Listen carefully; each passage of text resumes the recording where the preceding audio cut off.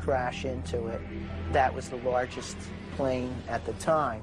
I believe that the building probably could sustain multiple impacts of jetliners because this structure is like the mosquito netting on your screen door, this intense grid, and the jet plane is just a pencil puncturing that screen netting. It really does nothing to the screen netting. The towers were built to withstand 140-mile-an-hour gusts produced by winter storms. Anyone in them on a windy day could feel them swaying. The single impact of a jetliner was no more of a blow than the continued battering of a hurricane. I was just putting my stuff away, and all of a sudden we heard a loud crash, and the building started shaking, kind of moving like a wave. New Yorkers were stunned 1 hour later when the first tower fell. To the best of my knowledge, the considerations of the fuel in the airplane in terms of an explosion or a great fire was not considered. Now,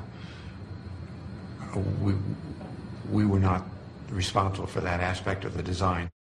Imagine building expressly for airplane impact, but never thinking of the fuel.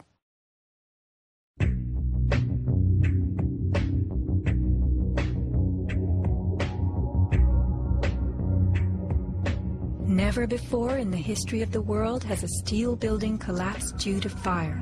I have not seen, until recently, a protected steel structure that has collapsed in a fire. True infernos have raged hot and long in steel-framed buildings, but not one of the buildings ever came down.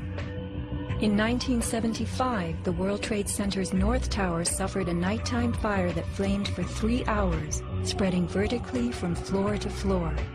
It burned twice as long as the fires of 9/11 without even a hint of a building collapse. In February 2005, the Windsor Tower in Madrid, a skyscraper undergoing reconstruction, sustained a 20-hour fire. This is what was left, a standing building strong enough to support a crane. Compare a 20-hour inferno to 90 minutes of smoke.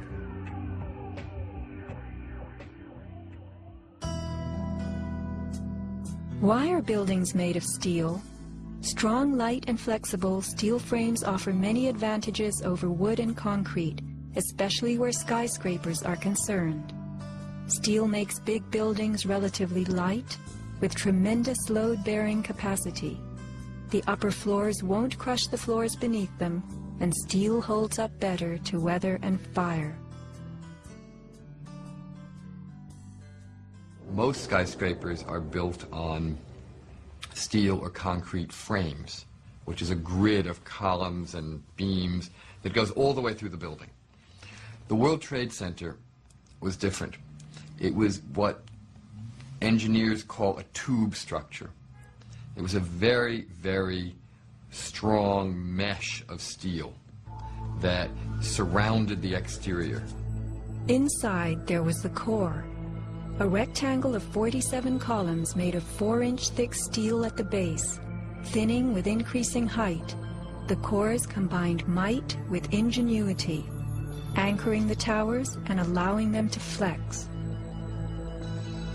Look at the size of this steel.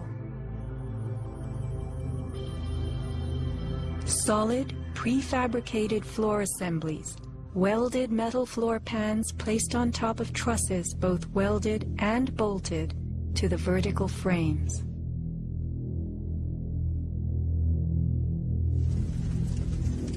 The story we were told. This rock-like steel grid gave way because fire warped the trusses, causing the bolts to fail. As the trusses sagged and fell, the floors dropped with them. In its 2002 documentary, Why the Towers Fell, PBS creates a video model. Once the trusses failed, the floors they were holding cascade down with a force too great to be withstood. The result is what's called a progressive collapse. as each floor pancakes down onto the one below. What remains standing? The tall, indestructible core. Why does PBS fail to explain the complete disappearance of the Twin Towers' cores?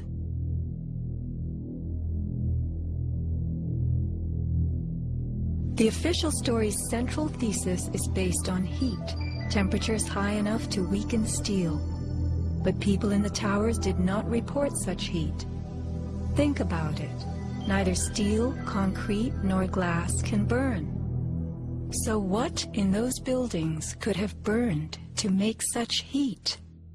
How do these firefighters describe the collapse of the North Tower? We started running, floor by floor, it started popping out. It was if they had detonated. Yeah, if they were planned to take down a building. Boom, boom, boom, boom, boom, boom, boom. All the way down. I was watching it and running. And others give similar descriptions. At 10:30, I tried to leave the building, but as soon as I got outside, I heard a second explosion and another rumble and more smoke and more dust. And then a fire marshal came in and said we had to leave because if there was a third explosion, this building might not last. Like, it sounded like gunfire, you know, bang, bang, bang, bang, bang, and then all of a sudden, 3 big explosions. Started walking down the stairs, we made it to the 8th floor. Big explosion. Blew us back into the 8th floor. Do you know if it was an explosion or if it was a building collapse? To me, it sounded like an explosion, but it was a huge explosion.